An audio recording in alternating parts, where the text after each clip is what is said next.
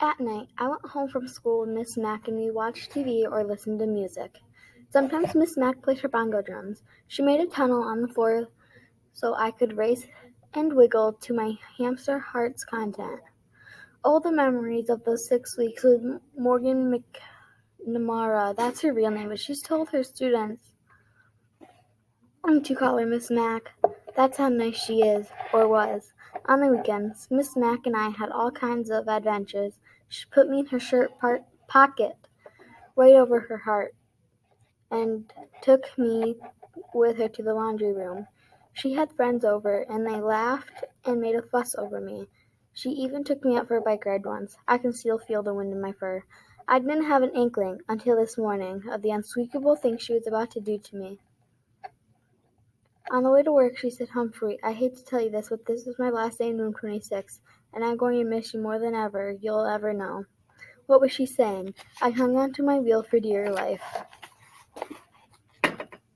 You see, it's really Miss Brisbane's class, but just before school started, her husband was in an accident, so I took over the class.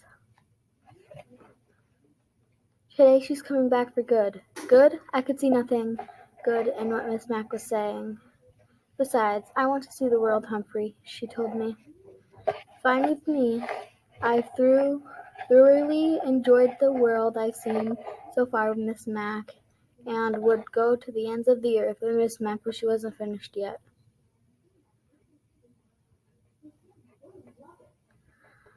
But I can't take you with me. All hope's dashed. Completely. Besides, the kids need you to teach them responsibility. Miss Brisbane needs you too. Unfortunately, she didn't tell Miss Brisbane that.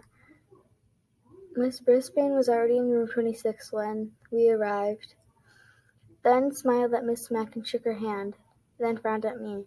Is that some kind of rodent?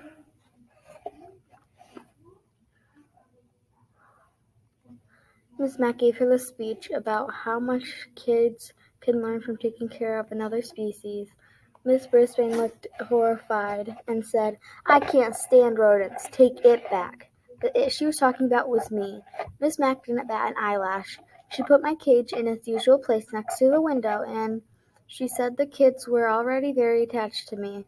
She attached Dr. Harvey H. Hammer's guide to the care of feeding of hamsters to my cage along the with a chart to make sure I was fed and my cage was clean on time.